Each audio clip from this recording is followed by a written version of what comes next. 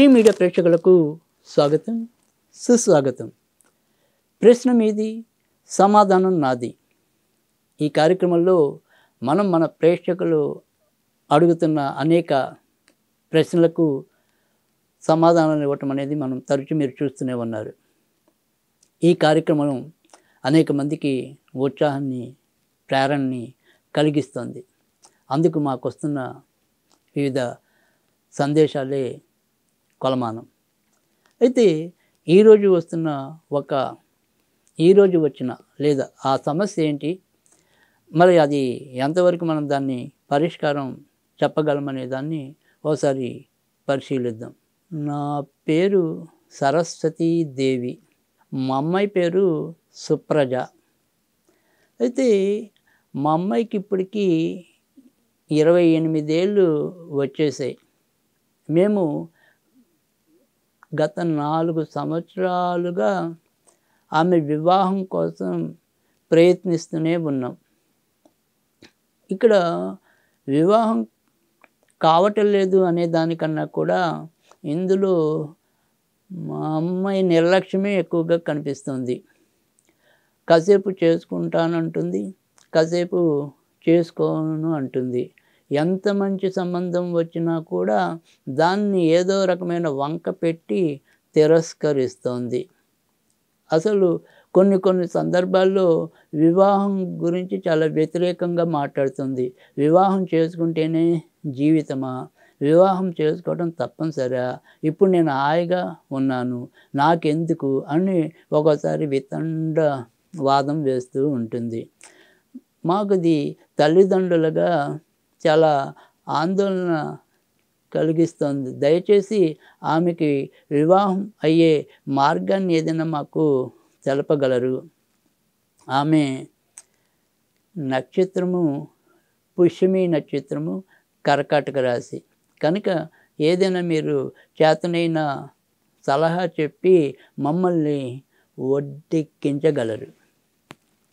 ఇది ఒక కొత్తగూడెం నుంచి ఒక తల్లి ఆవేదన.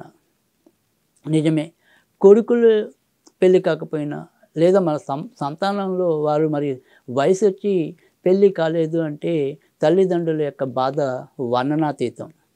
ఇప్పుడు మరి అందులో మగపిల్లాడి సంగతి ఎలా ఉంచి, ఆడపిల్లకి ఒక వయసు వచ్చాక పెళ్ళి చేయలేకపోతే ఆ తల్లిదండ్రుల బాధ మరింత ఎక్కువగా ఉండటం అనేది కూడా మనందరికీ అనుభవంలో ఉన్న విషయమే.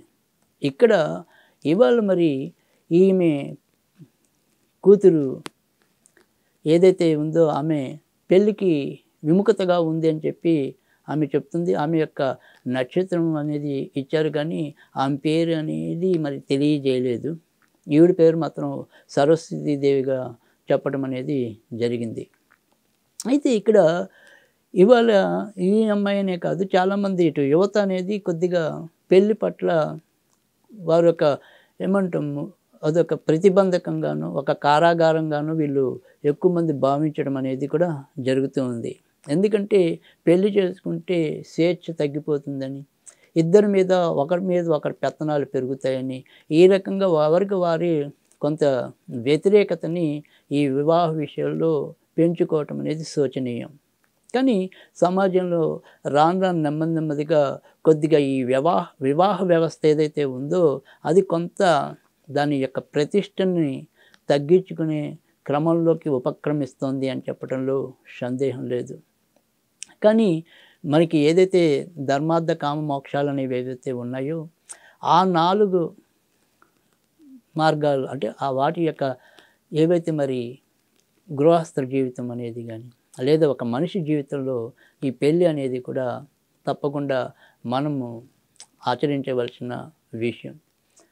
మరి వీళ్ళు పాశ్చాత్య సంస్కృతి వల్ల అయితేనేమి, ఇతరత్ర అయితేనేమి, లేదా వారి యొక్క మానసిక స్థితి వల్ల అయితేనేమి, మరి వీళ్ళు ఈ వివాహాల పట్ల చాలా వ్యతిరేకత చూపుతూ రావటం అనేది మునుముందు మనకి మరింత చర్చనీయాంశం, మరింత బాధాకరమైన విషయంగా పరిగణించబడుతుంది అనటంలో కూడా ఎలాంటి సందేహం లేదు.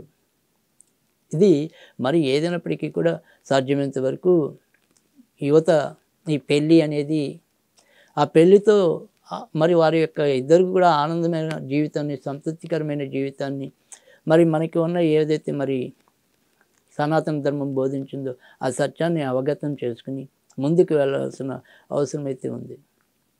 ఇక్కడ సరే మనం సామాజిక పరిస్థితుల్ని కొంతవరకు పక్కన పెట్టి సూటిగా ఈ సమస్య పరిష్కారంలోకి వెళ్తే ఇక్కడ మనం చెప్పగలిగే ఈరోజు పరిష్కారం అనేది కొంతవరకు ఆమెలో మంచి మార్పు తీసుకొచ్చి వివాహం పట్ల ఆమెకి ఆసక్తి కలగాలి అని కోరుకుంటూ నేను ఒక చిన్న పరిష్కారాన్ని వీరికి తెలియజేస్తున్నాను.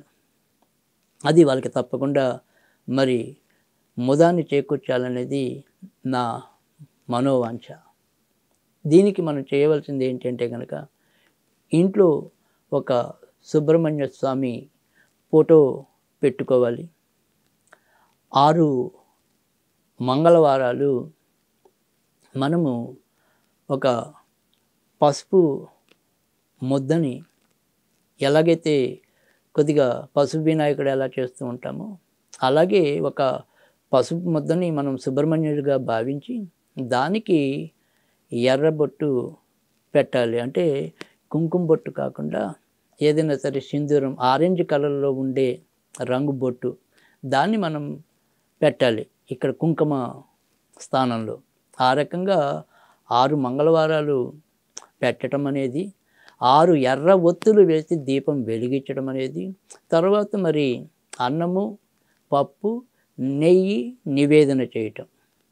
అంటే ఒకటి పసుపు ముద్దతో సుబ్రహ్మణ్యుని చేయటం, రెండోది ఆయనకి ఏదైనా సరే ఎర్రబొట్టుతో అలంకరించటం, తర్వాత వాళ్ళకి అవకాశం ఉంటే కనుక చందనం పౌడర్తో కలిపిన అక్షింతలని తయారు చేసి ఆ అక్షింతలతో సుబ్రహ్మణ్య అష్టోత్తర నామాల్ని పఠించటం, ఆ తర్వాత 6 ఒత్తులతో దీపం వెలిగించటం, చివరగా మరి అన్నము, పప్పు, నెయ్యి వారికి నివేదన చేయటం.